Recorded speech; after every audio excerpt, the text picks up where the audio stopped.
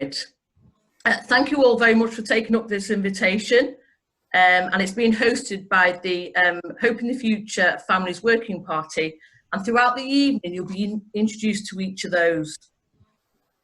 So John Griffin, who you all know, is the Hope in the Future Programme Coordinator. He's our technical expert behind the scenes. Thank you very much for everything you're doing for this. Just to give you a little bit of a background, really, when we were looking at the school's vision for the Hope in the Future, there was lots of talk regarding school and parish links. But key to all this is family. Families are the linchpin between school and parish. But many parents are the first teachers of the faith.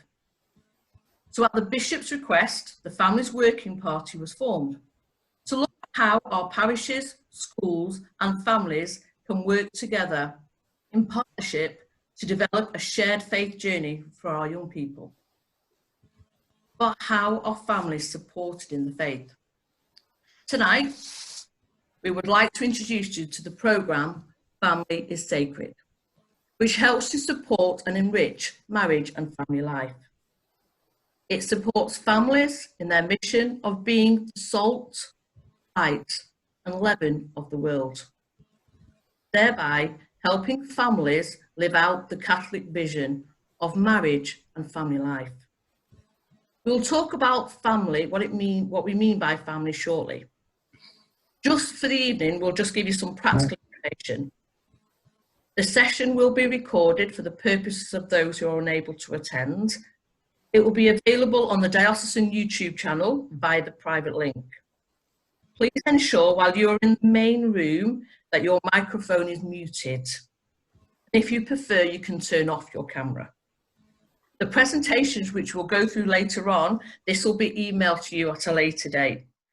And if you have any questions throughout the webinar, can you please put them in your chat box, which is at the bottom, and these will be answered after the breakout rooms. You will receive further information regarding the breakout rooms, etc. from our MCs for the evening. I know you've seen them already on screen. It's Charlotte and Chris Hibbert. These are our MCs for this evening. They have been married for 11 years. They have 3 children and they are very active in their parish of Our Lady of Hope in Salford. So I'd now like to ask Father Michael Dees, who's assistant priest at St. Catherine's in Disbury, to lead us in the opening prayer. Hi everyone, just before we begin to pray, just want to say how valuable I find families. I think it's the key. I'm not the first to think of this, but it's the key to spreading the good news of Jesus around the world. And it's so important to me that I've given up watching Man United tonight. So let's now get down to the serious bit. So we'll begin in the name of the Father, and of the Son, and of the Holy Spirit. Amen. Amen. So we'll all pray this together, but if you keep muted and I'll speak on your behalf. Dear Mother of God, we are gathered together to unite our hearts to the heart of your Son and your heart. We begin a special time where we want to strengthen the bonds of love within our family. Implore for us the Holy Spirit. May he teach us today to confidently walk the same path as the Holy Family of Nazareth. We give to you all that we are and have, our daily challenges, our children, and our unity and faithfulness as a couple. We want to feel safe in your motherly hands, and united to your Son, renew our faith, hope, and love. Dear Mother, stay with us and teach us to walk with you and with your Son, Jesus. May we always walk with each other and with our children. Amen.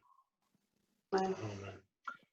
So now I believe we're going to watch an introductory video to this Family is Sacred course, and then I'll hand you over to Charlotte and Chris.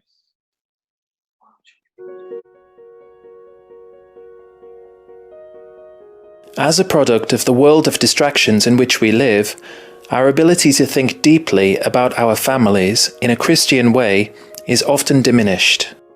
I think the world can get in the way. we're rushing from one thing to another. There's so much to distract us that quality time within the family is something which is being easily sacrificed, I think. Life is go, go, go. And trying to withhold the values of the church are a challenge for a modern day family now, because society doesn't recognise that as the ideal anymore. To be married now, it's like you're sort of swimming upstream against the social norms that are coming back the other way, because it's not normal anymore to commit to one person. It's not normal to be married before you move in together. Marriage it's more than just the wedding day. Marriage is disposable. You can get married. If it doesn't work out, get divorced, move on. People see an exit from marriage nowadays through divorce or separation. You need that constant being accompanied on that journey, and having that support from others, and support in a faith context is very important. In the midst of all of these distractions, we need to learn how to refocus our attention on what matters most: the family. We actually thought we did a lot to support families. But if we look at it in the facts, we don't do enough. No, I don't think it does enough. Definitely there's a need for it, and I don't think it is catered to very well at this moment in time. I think there's currently a gap. I think this is one step along the way to bridge the gap that's there, really. Family is Sacred helps enrich and reaffirm the core values that are essential for every family to grow, flourish, and become the most fundamental cell of human society. We've got to be with them as they work their way stage by stage through what can be very complex and changing relationships. I think the idea that you have one lesson at the beginning and then you're off for the next 20, 30, 40, 50 years without anything is a little bit naive. Everything is temporary, but your faith and your family's spirituality, it's our responsibility for our children to bring them up in their faith, because ultimately we are responsible for their salvation and their relationship with Christ. We have to start doing more to make our church family friendly. I think it's a really welcome development, and I think it's massively important, and I think it's, as well, it says the church is valuing marriage and it's valuing family. It's a bit like marriage counselling for people that don't need it. It's about supporting them all the way through. The foundation has to be the family. That's where the next generation comes from. That's how we nurture the people who are part of our churches now. Every couple would benefit from some sort of direction or some sort of faith-based programme that will help them develop their faith. It's also nice to just reflect on kind of your own practice as a parent and as a married couple. Just to discuss and get that support from other couples. This is where your faith can strengthen you, and this is where the church can support you. Family is Sacred addresses the complexities we face in married life and parenthood, and offers guidance on the role of God in strengthening both. These are a series of evenings, Family is Sacred, when couples can come together to not only enhance their own marriage, but to give assistance and encouragement to others through their experience. It's a wonderful opportunity for us to understand better that wonderful dimension of marriage, which we can so easily ignore or not be ready to rise to the challenges that are set before us. But by sharing our experiences, we can indeed be stronger and make for a much more fruitful and happy relationship within marriage each day of our lives.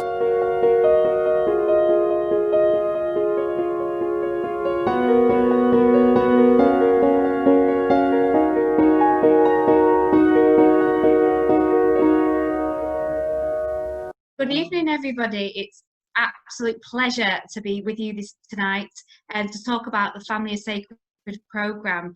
I want you to relax. I want you to have a lovely evening tonight. Yeah.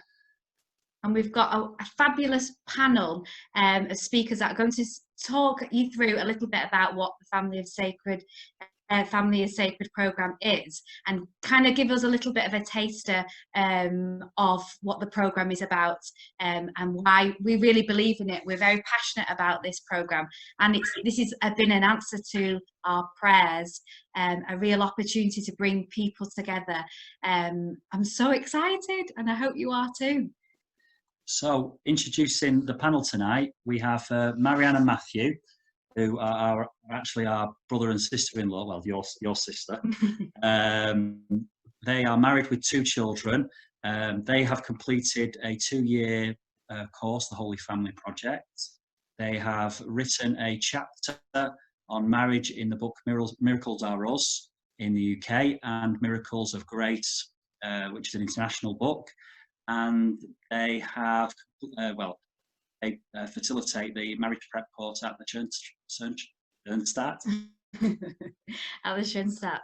So they're preparing couples for marriage all the time, alongside Father Brian Cunningham, who's also joined us as one of our special guests this evening.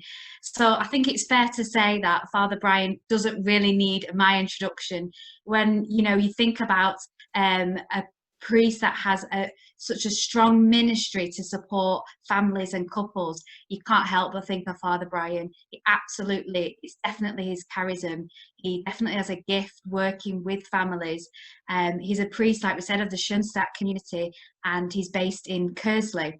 And he delivers marriage preparation courses for couples who are going to take the sacrament of marriage. And he delivers so many courses, lots of talks, lots of retreats. It would be an understatement to try and explain that in a few seconds. Personally, we're so excited to have him with us tonight, because he's definitely somebody who we respect as with a great fount of knowledge of marriage and family. So we're going to go over to, just before we go to our panel, we just want to remind you that tonight, if you have any questions while our panel are talking, you can join in the chat. So you can see at the bottom of your screen, there's a chat box, and you can type in any questions or anything you like in there, and our team will be there to answer as we go along, or we'll save it to the end. So Father Brian's now going to talk to us about the origin of the programme, and to give us a little bit of an overview of what the Family is Sacred programme is. Father Brian. Thanks, Charlotte. Thanks, Chris. It's a great opportunity to be able to have a look at this programme, Family is Sacred, and to give you a chance to get to know something about it in terms of a programme that can be about encouragement and enrichment for families who are striving to live their mission as married couples, and within the scope of the sacred space of their family. Of course, when we talk about families, we're really, nowadays when we think of family, we know there's a whole spectrum of what family can mean. It's no longer the case where when you think about family, you think about a mum and dad and their children, and they live in one home. There's a much wider scope to how marriage and family nowadays is lived. And when the church had the synod on family recently, 2 synods actually, one of the things that Pope Francis wanted to look at was to say we take family, concrete family life, seriously, which means we have to accompany each family within the context of their concrete lives. And at one point, the Holy Father was saying, if you think about it, the spirituality of family is about that bond between husband and wife, and that bond between children and parents, that bond which we make to form their household. And he says, and God lives in that bond. And so when we're looking at family, we're looking at a wonderful well of life and of grace within our faith community. The course, Family is Sacred, is made up of 14 units, and it covers a whole range of all the different elements of managing family life. To a certain extent, it's always looking, if you like, towards the great mission, the ideal, the mission of what marriage is about. One of the images that I have is to think within the whole scope of all that you have for families, including when you have brokenness or you have woundedness. You know, in schools, Ofsted use a category, it's called beacon status. And beacon status means schools have a practice which is so good, it could actually be applied nationally. That's what they mean. And I think when we look at the Catholic vision of marriage, then we're looking at beacon status. And we want that, as we consider this, that many can look towards this lighthouse and find direction, that many can then find a way of deepening their own self-awareness of their mission as families. Albert Wiseman wrote a book quite a few years ago now, and it was about growing church. He said, you know, we have to have a good soil church. And he was taking reference with the gospel that will come this coming Sunday, with the parable of the sower. The seed that falls in good soil is the seed that brings fruit, 30-fold and 60-fold and 100-fold. And in a special way, we can say family is like that. Family forms the basis of good soil church, when the seeds of God can come alive again. He found that a good soil church is where we'd stop doing church and start being church. And he said, when you look at it, and he did one of the kind of typical American approach, he did a Gallup poll survey, and he said, across all churches, you have people who are engaged, people who are not engaged, and people who are actively disengaged from being church. And he said, a healthy living community are the ones who are engaged. They're the ones that have life satisfaction. They're happy in themselves. They're the ones who are inviting to others. And recently I heard a talk about being an inviting church, and not just a polite invitation where you'd rather they don't come. It's about a serving church and about a giving church. To a certain extent, these are all aspects of what we experience within the scope of family, where we're talking about our couple and our children, our home, and being a place where we can be content with our life. And from that basis, we can grow. Wiseman says, to a certain extent, it's reclaiming what we read in the Acts of the Apostles, where it says about the growing community of Christ who lived for one another, who shared with one another, who were radical in their generosity. They gave everything and shared it with one another, and who were totally committed to proclaiming the good news, were committed to their mission. And he said that's what makes family also an exciting project for us. In the beginning of Pope John Paul's papacy, he had a synod on families. It was the one which produced afterwards the exhortation called Familiaris Consortio, about family life in the church.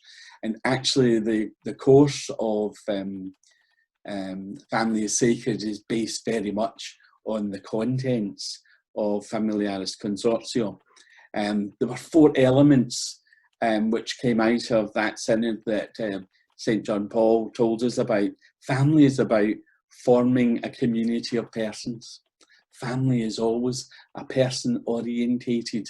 It's always about the bond. It's always about the relationship network in a family. And family is about serving life from conception to death, and serving life so that we help people to come to the fullness of their potential. It's always about, family is the crossover point, you know, between church and society. It's about participating in developing society. The more we have family-based values as a reflection of how we are in society, for example, where I find acceptance, I find respect, I find that I'm valued, I find that I'm wanted, that I'm needed. All those things that we learn in family, they would change our society for the better. And of course, family in a very special way. We here in Familiaris Consortio shares in the life of the mission of the church. These things are very much at the heart of what we do. Family then, as we'll hear in this programme, takes us through a whole series of ways of looking at family. It falls within the scope of the universal call to holiness. You know, the Holy Father wrote about everyone being asked and called to be a saint in Gaudete et Exsultate.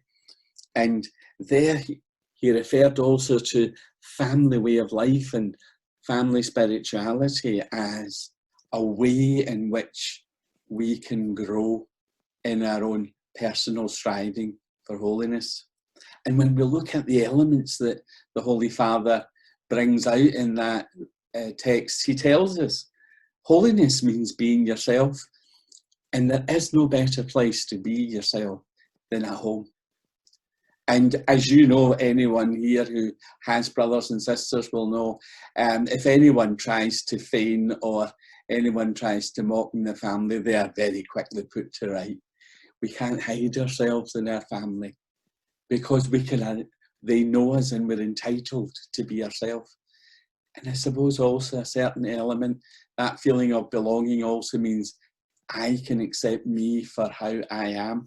These are the things we learn in family. And the call to holiness, Thomas Merton says, is about being yourself. Everyday life can lead us to holiness. When the Holy Father took time in Amoris Laetitia to talk about every single day, you know, he said at one point, quoting an Argentinian poet from Buenos Aires, each family is a lampstand. That is to say, it sheds light on life, on the way of life, the spirituality, where God wants to be in the middle of that life. He said, of course, when we do this, then we have to be, like every good mother, prepared also to get our shoes dirty in life, to help serve that life. He was very, he wanted very much to point out to the dangers where if we try and do it ourselves, or if we think we are at the heart of what we can achieve, we very quickly find an end and notice how much we depend on God. Family is about that kind of solidarity. It's about support. It's about allowing me to know I know where I can go if I'm in need or if I need help. If you look at the conclusions that the Holy Father, he turns around in his unbelievable, ingenious simplicity says, be kind. The more we're kind, the more we create goodness in our society. Isn't it wonderful to think, to say our way to holiness is within a family, just be kind. And how often do parents spend time teaching their children, you have to be kind. And the Beatitudes then can become a way of living that holiness. In family is sacred. In Amoris Laetitia, the Holy Father talks about the spirituality of families. What is the way in which within a family, a couple, a married couple, and as parents with their children can actually grow in holiness? And he said, family is the spirituality of 1,000 small gestures. I'll just read what he says. The spirituality of family love is made up of 1,000 small but real gestures, in that variety of gifts and encounters which deepen communion. God has his dwelling there. That's how Pope Francis describes the spiritual way of what family is. Already in Familiaris Consortio we read, family is a school of life. Family is where we learn most. And he says in Amoris Laetitia again, I thank God that many families which are far from considering themselves perfect live in love, fulfill their calling, and keep moving forward. We can see the concreteness of how family life draws us into a way of spirituality. And it's in this context that the Holy Father also says there is no stereotype of an ideal family, but rather a challenging mosaic which is made up of many different realities with all their joys, their hopes and their problems.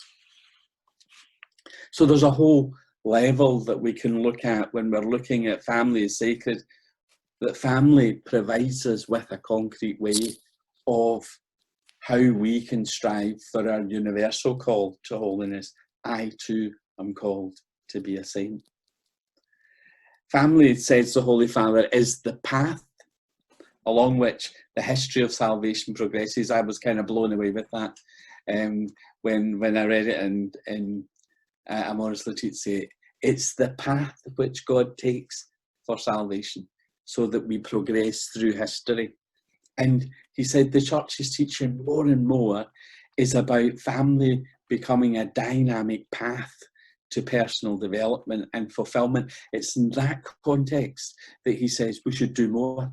As a church, we should be more involved concretely with families in their journey and allow the journey of families to teach us how we too can strive for holiness.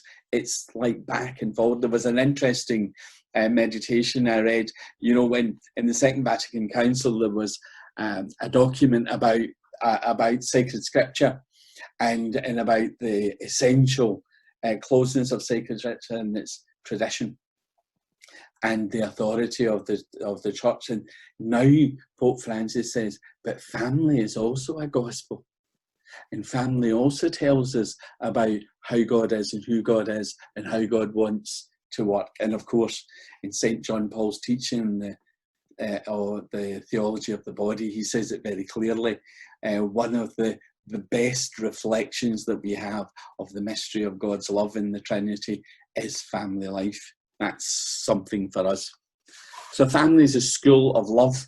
He quotes St. Ignatius of Loyola when he talks about this, and he says, love is shown more in deeds than in words. And I think everyone, concrete life and family, it tells you more.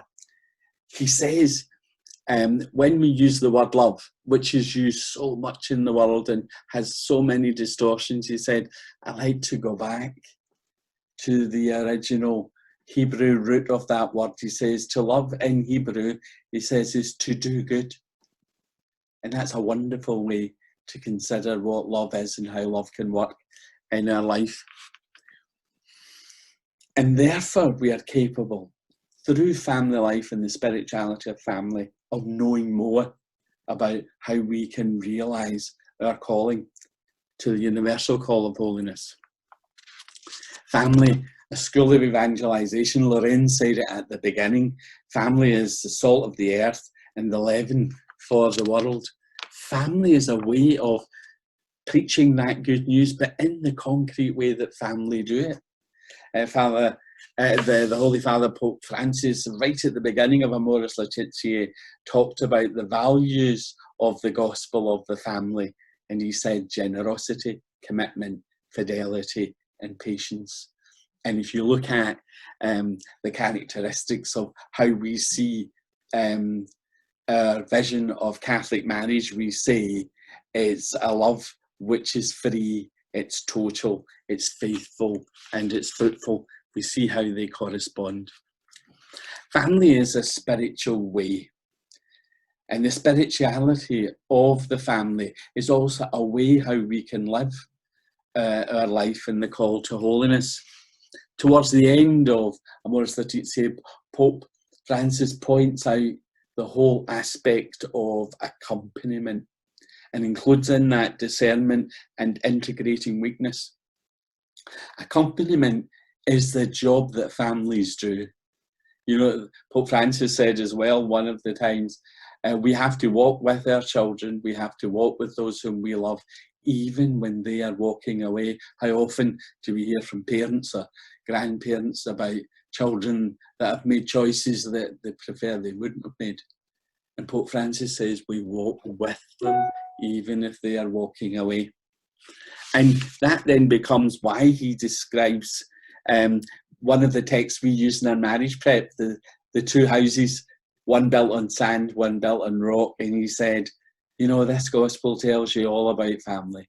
Every kind of family life is included here, and every couple is called to proclaim that gospel as a gospel of the family. And therefore, we can look and see how much family helps us to enjoy. I will stop there, otherwise I'll get short. Thank you very much.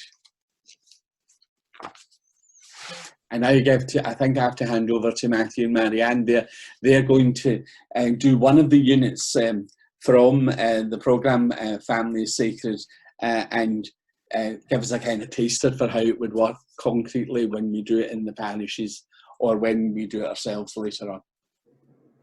Good evening, Father. Thank you very much for that. So, welcome. Thank you very much. Lovely to see you all. My name's Matthew. This is my beautiful wife, Marianne. We've been married for 9 years, and whilst that can sometimes feel like a life sentence, we know it's not very long. We've still got a lot of learning to do.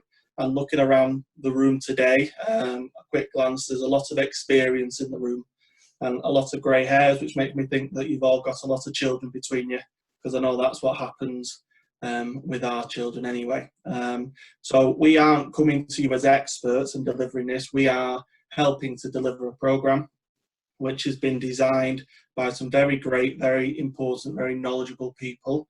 And it's split into 14 sections. We're going to give you a very short taster today on our favourite section, which is the religious importance of family life. And it's one of our favourite topics. We're not going to do the full hour. I know we've got about 20 minutes, and obviously Father Brian had 5, I think, but it was a Schoenstatt 5 minutes, which is why it was a bit longer than that. So we're going to try and stick to a real 20 minutes if we can, and get going. And hopefully you'll pick up something from it. And I know we love this course, and we've got a lot from it in our marriage so far. Okay, so should we start with the first slide? So many of us here on this meet tonight may be what we'd class as cradle Catholics. I know myself and Matthew are. We've been born into families where parents are Catholic, grandparents are Catholic. It kind of goes back a long, long way, this Catholic heritage. And that means for us that we kind of sometimes could take for granted the fact that the sacraments, the celebrations of baptism and Holy Communion and weddings and all these wonderful things that we celebrate within the church are all part of our family history. It's all kind of steeped in our faith. We attended Catholic schools, which has supported our education with our faith. And yeah, I mean, those experiences we've had have always been positive ones in terms of our faith. Matthew was an altar server. I was a bit too shy to do that. But things like, you know, the sacraments. Matthew's mother was a May Queen in the 1950s, and your grandmother was as well, which, you know, those kind of traditions that kind of go right back, you know, within the last few decades are kind of steeped in our heritage and our history. And that first experience of faith for us is all that we know, is what we're born into. So next. If we can go on to the next slide. So it's always worth thinking about who are our living symbols of the world of God. Now, for many of us, that will be our family, whether it's uncles, grandparents, or maybe it's somebody that you've met throughout your life, maybe a close friend or a teacher. And it's something that's worth considering and sitting down and actually taking note and thinking, why am I the way I am, in the good and the bad, the positive role models that we've had. Matthew Kelly, who's an American Catholic author, describes something very similar to this in all families, that any families where you have a faith, you will see in the very middle of that family a prayer giant, somebody that is constantly praying, somebody that has a very strong relationship, almost like they've got a direct line to God, because they're praying so much, and it's something that is very important within our families. Now, for me, growing up, the reason that I am a cradle Catholic is because of my mum. It was my mum that always took us to church. It's my mum that chose our school, and we went to a Catholic school, and we always had traditions in the family, such as Advent wreath. Every Advent, we would light the wreath every week during Lent, and we would continue to go through. And that is how we learnt about our faith. And a lot of people within our families, would always be sharing those same traditions, those same, upbringing them. I know just things like you don't understand as children. We weren't allowed to watch TV on Good Friday. No, we didn't understand that as children, but it was something that we were always told, you got to go to Mass, and then if you're going to watch anything, it's going to be Jesus of Nazareth on VHS box set, and that's all you're allowed. You're not allowed to play computer games. And that's how we were brought up, kind of surrounded by it. For you, I think it was your mum as well. Yeah, I mean, like I said before about that heritage, for me it goes way back. Obviously my grandparents on my mother's side were Irish Catholics, and they had a real devotion to Our Lady. There would be statues all around the house. There was holy water at the door. You had to bless yourself as you left and as you came in. There was always a picture of the Sacred Heart of Jesus. It was just kind of rich in the house. It was part of who they were, and they would pray the rosary regularly. I mean, we were kind of forced as children to go on a Saturday afternoon and pray the rosary with my grandma. And I suppose that's my mum's heritage. Her faith came strongly from her parents and that Irish background. My dad was actually a convert. He converted to Catholicism when I think I was about 7, and I asked the question of why, Dad, do you not come to church when all the rest of us go?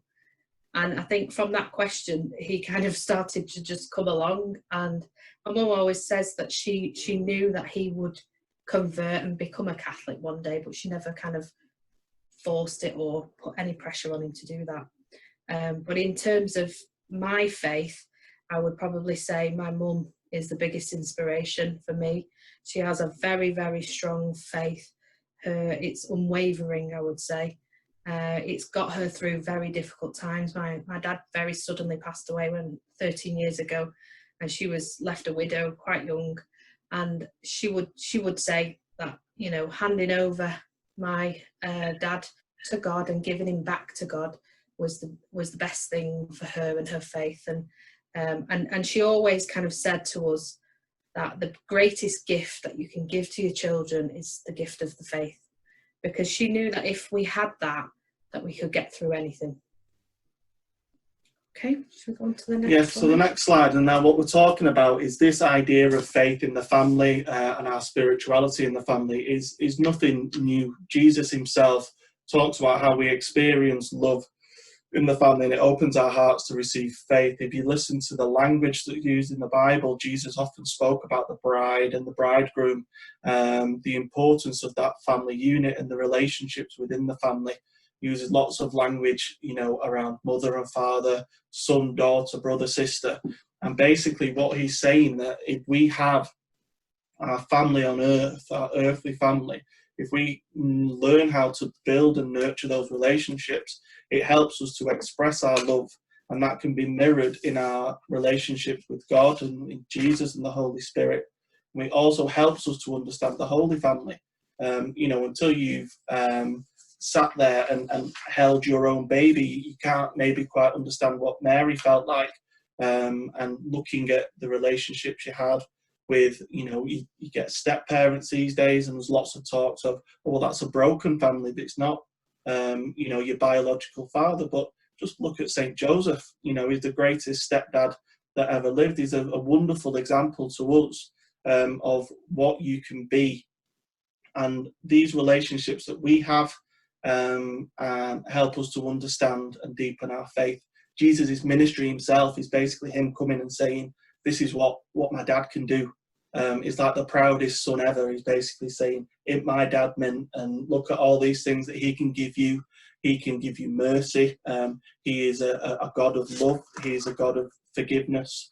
And having this relationship And Jesus is saying that, you know, look at your relationship with your earthly father and translate that across. Now, for some of us, that's easier than others, depending on what our own relationships are, really. Okay, and we'll just go on to the next slide. So just going on from what Matthew was saying there, our own family history and our what we experience, there are links with how that impacts our faith and our relationships spiritually. Now, obviously, we have human relationships and that physical contact with our parents and our siblings and our wider family, but that link is definitely there in terms of this spiritual link. Now, the Father and the Son, we talk about the Holy Trinity, the Father, the Son, the Holy Spirit, the three in one. But the Father and the Son are distinct people. And Jesus' role, amongst other things that he did in his living ministry, one of the biggest jobs that he had was to lead us to God, his Father. And what he was to do on this earth, other than, you know, all the amazing teachings and everything that he taught us how to live, was how to pray and how to converse with God. And I think before Jesus' ministry, the teachings may have been a little bit more, you know, that God is this very, very distant figure and that God is so far away, incomprehensible. You know, obviously there are lots of teachings about God being this big old bearded fella in the sky.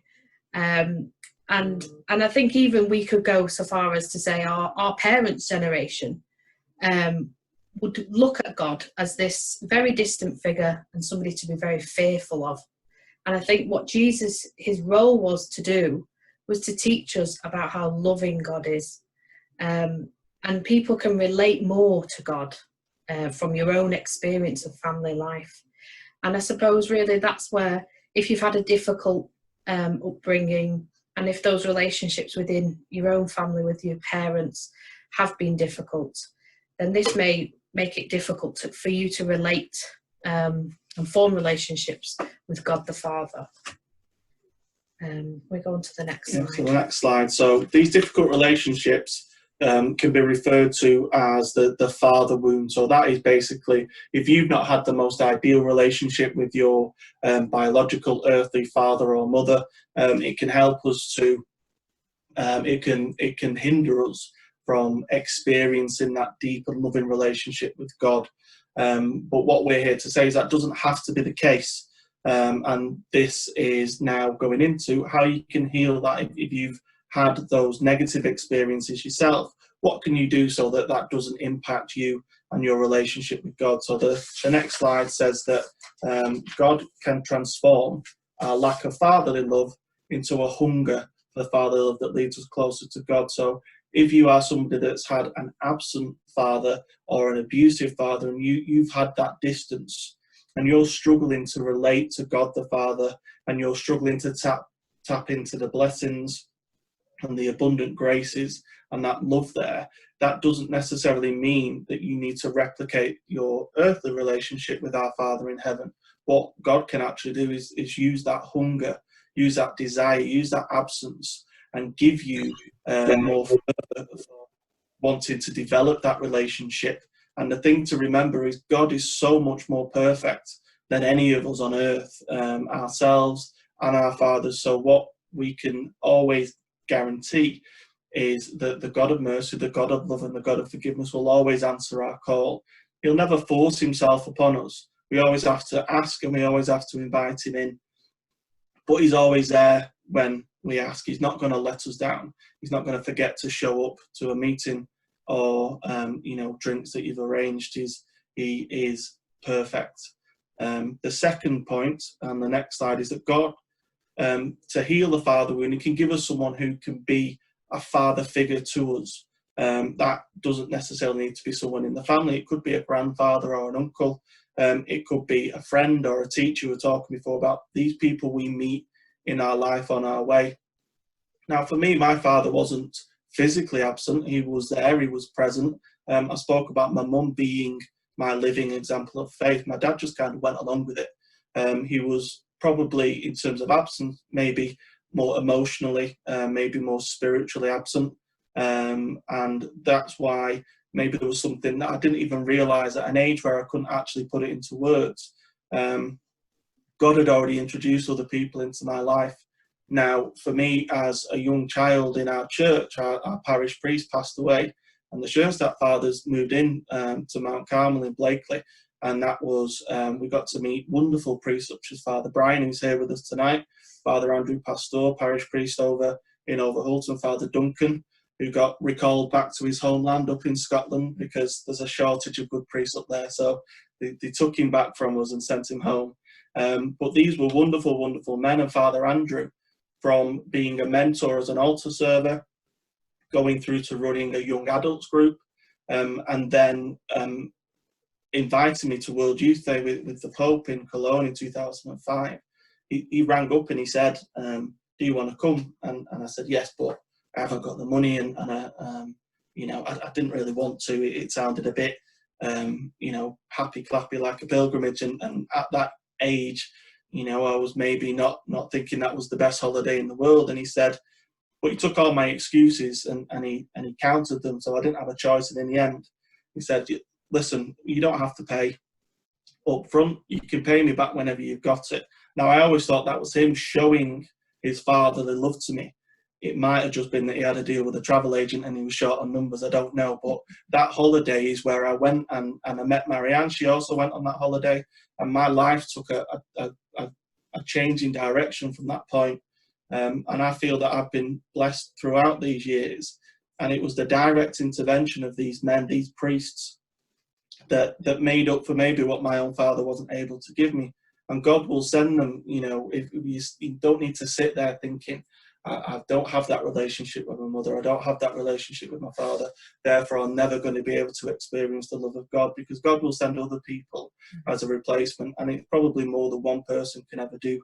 It will be a succession of people. But even now today, Father Brian, you know, is a wonderful spiritual director to us throughout the marriage preparation and what we do. And I think there's a reason that in the church we address these priests as father. They are the fathers in faith, and they are the example, and you know, everyone should make the most of their parish priests. Some of them can be difficult to deal with. I hope Father Kieran's not watching this, but they've all got their own graces and their own gifts to deliver us. Now, the third way on the next slide, the third way God can help heal this father wound is to awaken in us the heart of a genuine parent.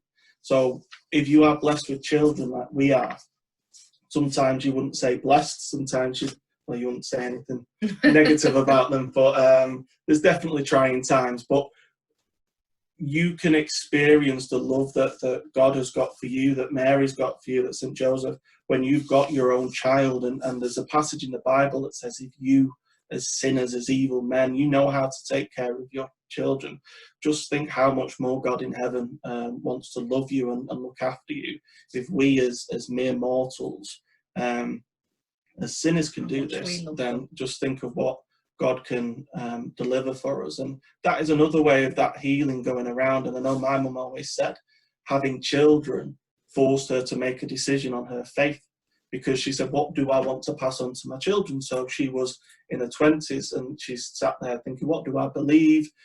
You know, my mum was her mum was a Catholic, so she's always kind of gone down that road. But having children forced her to evaluate her own faith, and that is something that has developed over the years, and she's passed on to us, and we're very, very grateful for that. So there are three ways that if you've not had those own personal relationships, you can still access the unlimited power of God in our lives.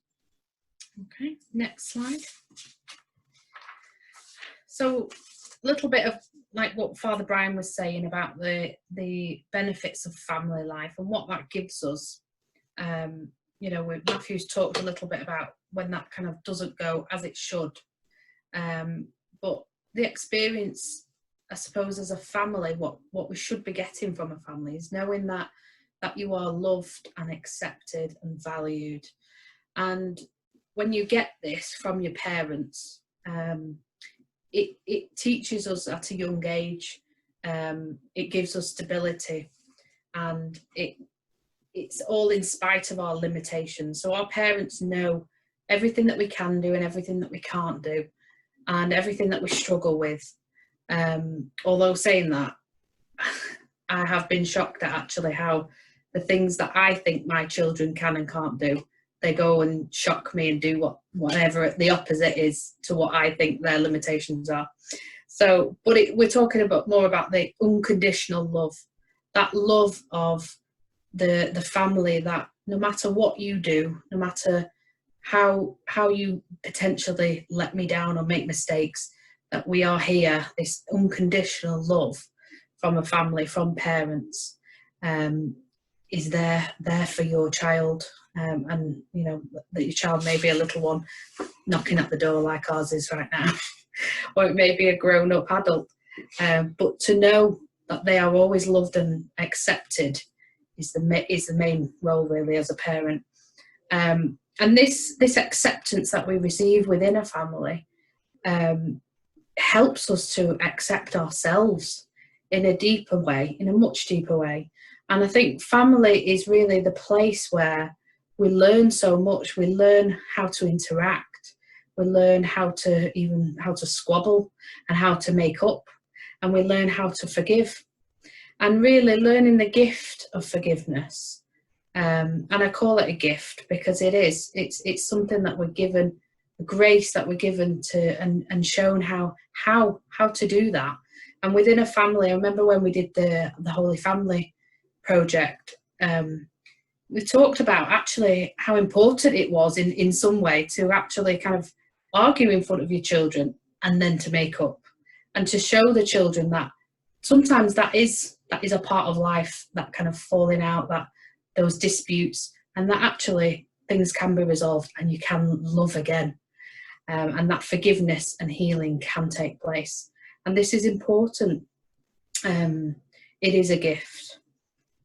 So to know that we are loved in spite of our limitations, that unconditional love makes it easier for us then to believe that God is a merciful Father and that He does forgive us, like the Father in the prodigal son, who waits with His arms outstretched for us, to receive us and to open His heart and open His arms and be stood ready and waiting for us to return to Him. And this love, we're talking in the church about this agape love. It's a different kind of love. It's a love that we put others before ourselves. And as a family, that's really where we learn to do that. That's where we learn how to do this agape love, this love that God can give us, this unconditional love. Okay, next slide. Building on this theme of how these relationships that we have on earth mirror our relationships with Jesus and with the Holy Family.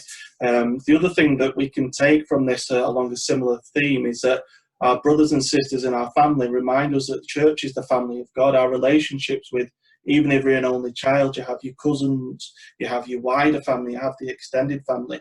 These relationships help us to learn how to be a family in God, how to be a community. Now, we're both from quite big families, so we know what it is like. It's not always perfect. We know that people can do your head in and annoy you, and we also know how to not take that personally and also be able to move on from that. Exactly what Marianne's just been saying there about forgiveness. Now, we need to practice these things in church communities as well. I've never seen so much politics than I have in our flower arranging team in the parish. You think that all these sweet little old ladies would be full of the abundant love and joys of Christ, but if Joy puts the wrong type of flowers on the altar, everybody's going to know about it. And I think this is where we have to look at ourselves, what we do as a community. What are we doing?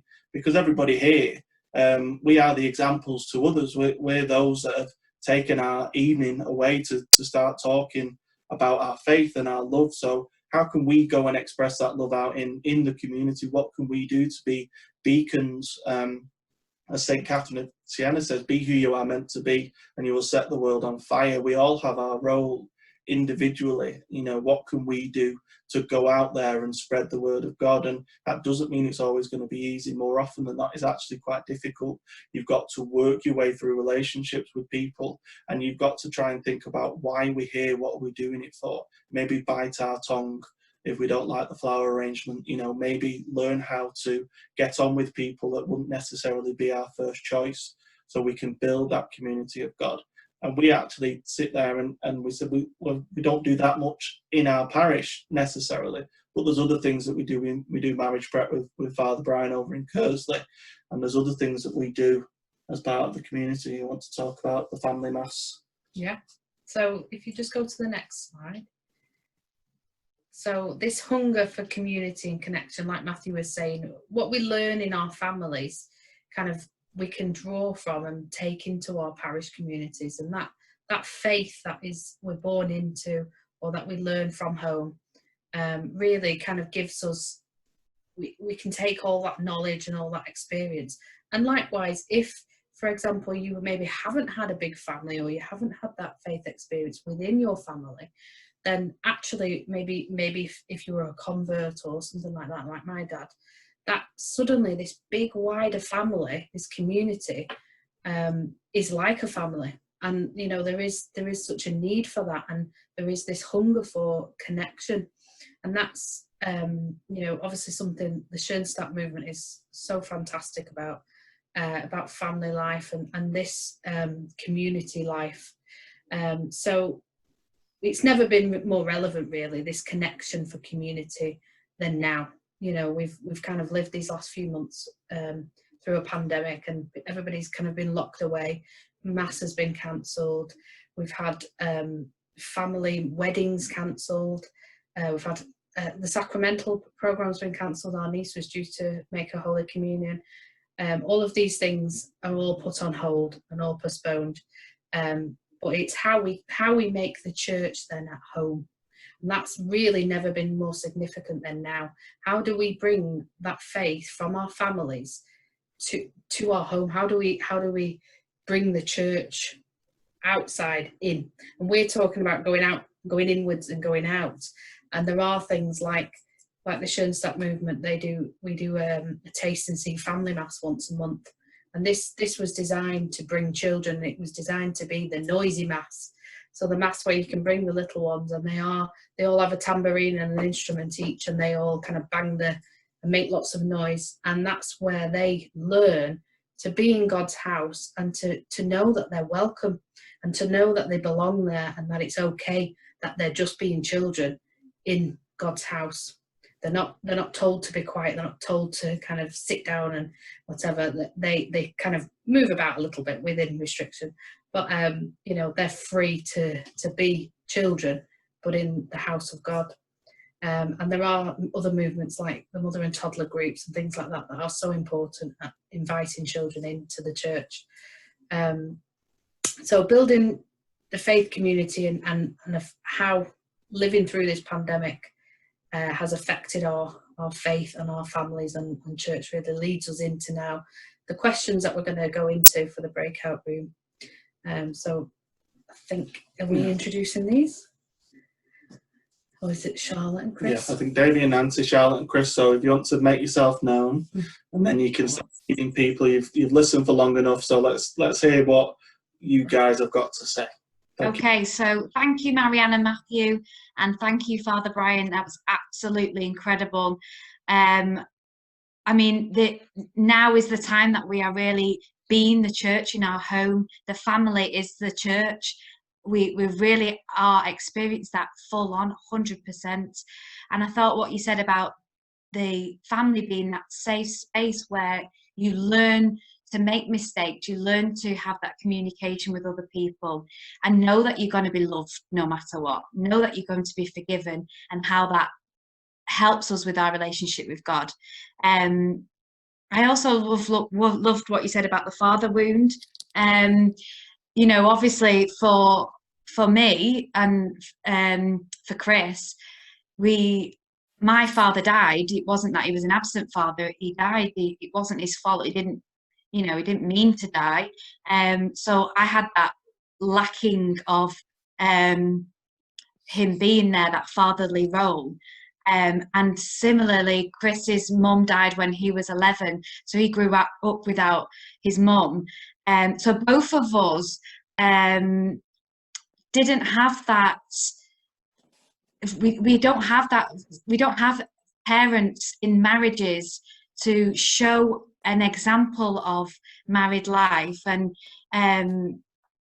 it really is given a hunger. What you said about that hunger for community. That is why so excited that you're here with us tonight, because it's a hunger that's in us, seeking you out to support us in our family, and vice versa, that we can support you. And because we don't have anyone nobody in our lives that we can, other couples for us to share with, to look at as an example, because we don't know any other married couples who are prepared to share their life with us. And so it's so uplifting for us to see so many of you, although you're little squares at the moment. Hopefully one day we can meet in person, but there's that great hunger, isn't there, for community.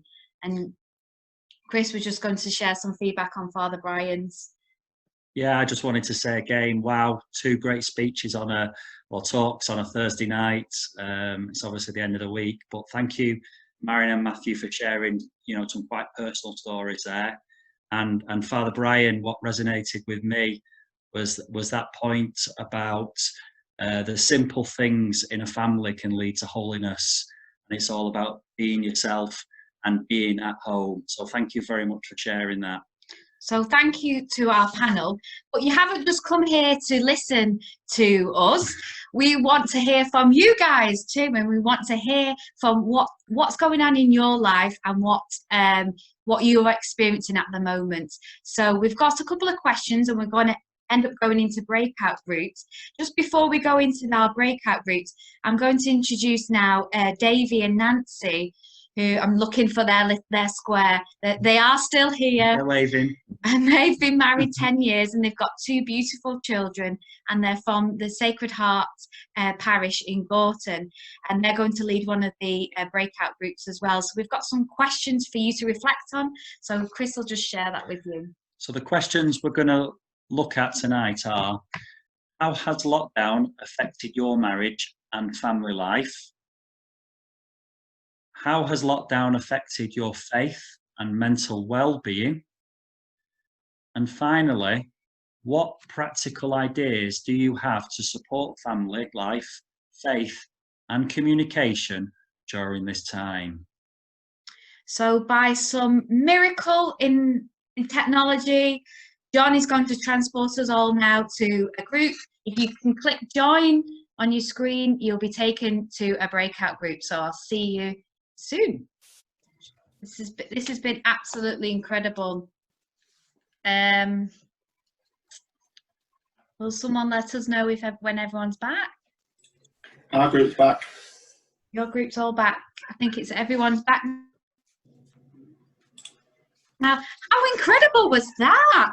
That was superb. Wow, absolutely wonderful. Isn't it fantastic, this Zoom, and how we're able to do things like that, all from the comforts of our own home. So we just have a little brief share feedback of what each group was talking about. So we'll give a little bit of feedback from our group. There was a lot of conversation about a Groundhog Day at the start. It was kind of like what's going to happen, obviously with people homeschooling as well. It's the challenges of that. But generally, I think everyone was very positive. People have been missing the sacraments, and that's been a struggle.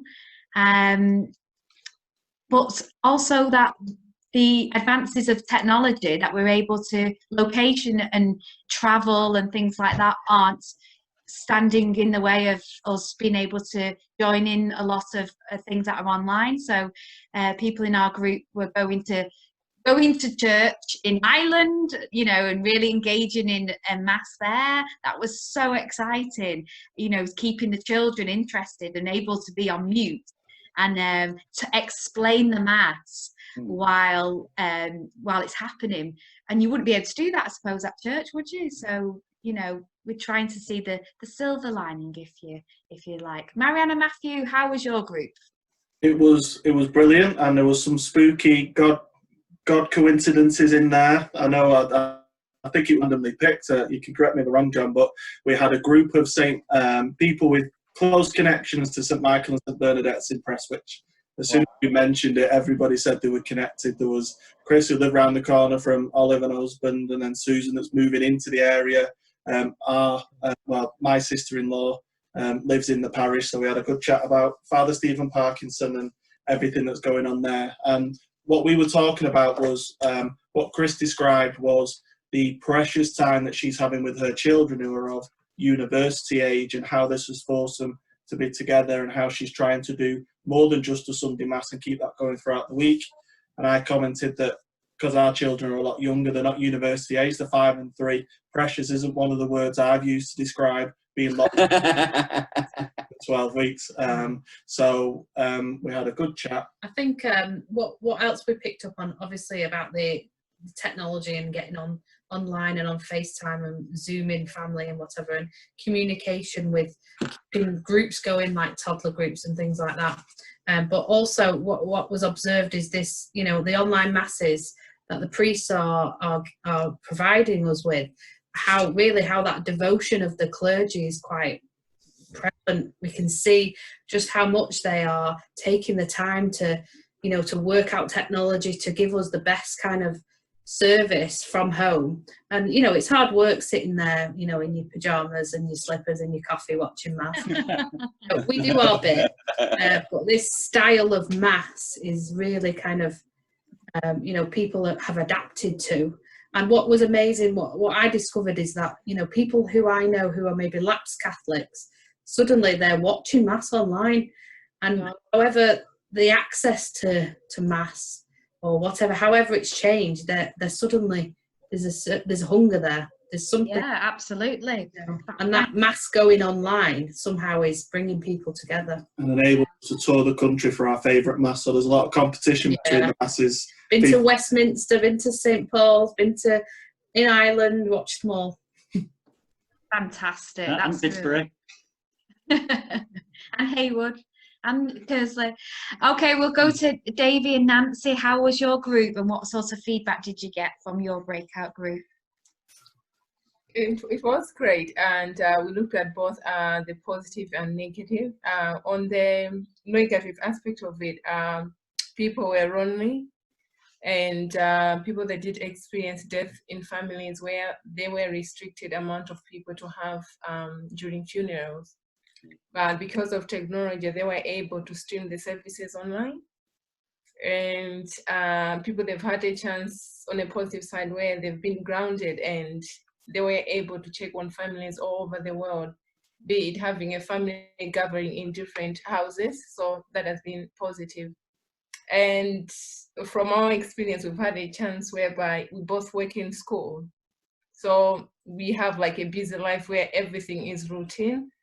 So work on routine, we come home, we have to feed the kids, they have to go to bed. But we've had a chance where we've sat down, where we've had a conversation, like on a deeper level than most of the time. How are you? How was work? That has been the norm. So it's been positive. In terms of church, we've been able, whereby Sunday we've been able to stream services online, and which our son Evan loves. And on a positive, for the first time, he's been able to read during Mass, so that has been very positive. I think just in addition to what Nancy has just said as well, there have been positives as well that during the lockdown, families which have been disconnected have actually got back together and started communicating. And it was quite humbling and inspiring to hear that as well. That has been inspired by the kids in the families. And so that's, I think, a positive that has come across due to the lockdown. I think, as Nancy was saying as well, I think there has been a positive towards the community actually supporting families, and that's both for families who have moved across, maybe from faraway places to live in the UK, especially during this pandemic. Those families have found support from the community in their parishes. So that's one of the things I think that's come across. Lots of positives there, absolutely, an abundance of positive things. One of the I remember a priest saying there was a lady who came up to him and she asked him, "Father, I need prayer, I want to be healed of this illness and this sickness." And she said, "I'm praying all the time, I'm going to mass constantly, I'm having prayers offered." And he said, "Well, if you were healed from this illness, would you carry on with this prayer life?" And she answered honestly and said, "Well, I don't know actually if I would." And he said, "Well, maybe you're better off being in this situation than if you were healed, because actually spiritually you are stronger." And I think if one of the things from this lockdown, I've actually seen people's praying and their prayer life getting stronger, because they've got a real reason to pray, almost a fear. And there was that saying, wasn't there, when the bombs dropped, everyone got on their knees in the Second World War. And we've really had a reason behind our prayer to pray. And it's, there are positives that are coming out of this, what's been a very difficult situation. So we just wanted to share, obviously, lots of different things that have been happening during this lockdown. But if you feel that you need some support for your mental health well-being, and if there's any safeguarding issues, obviously this is something that's very important to us, that there are people there to support you. And I've just put on the screen there some websites and some phone numbers, and if you do want to get in contact with anybody regarding any issues, then please, you're not alone. We are a community, we are a body of Christ, and we're here to support each other. Just as we're coming to the very end, it's that literally 9 o'clock now, and we said we'd finish at 9. Just a quick how we're going to move forward in the future. So Father Brian is just going to give us a quick, not a schön start, 5 minutes. Thank you. To tell us about the next steps. Over to you, Father. Right. Thank you very much. We have had the opportunity to look and see how we can do this programme on Zoom. Therefore, if you would have interest, there's a possibility we could do Families as Sacred starting in September this year as a Zoom course.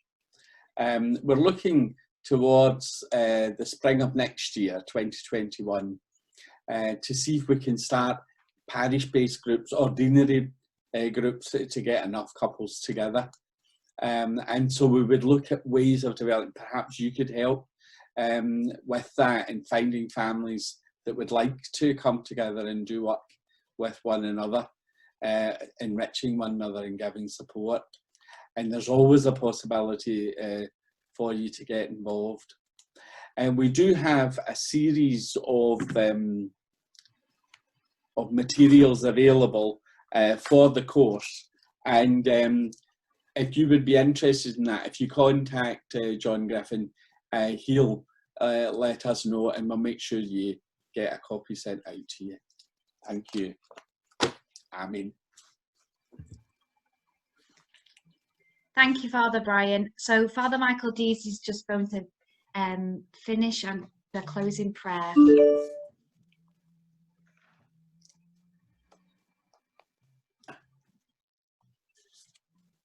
Father Michael, are you there? One thing I forgot was to say there's a possibility also next year of developing the programme. For example, for a family where someone's widowed or someone's a single parent, someone's divorced, someone's remarried, all those kind of things that are involved in family. we would also be interested to help to look to see that we adapt the course for those who would be interested. We'll see how things go. Thanks, Lorraine, for giving me that reminder. So we'll say this closing prayer now together. God, our loving Father, we thank you for blessing our parish with all that we need to respond to our vocation to be a missionary community in our locality.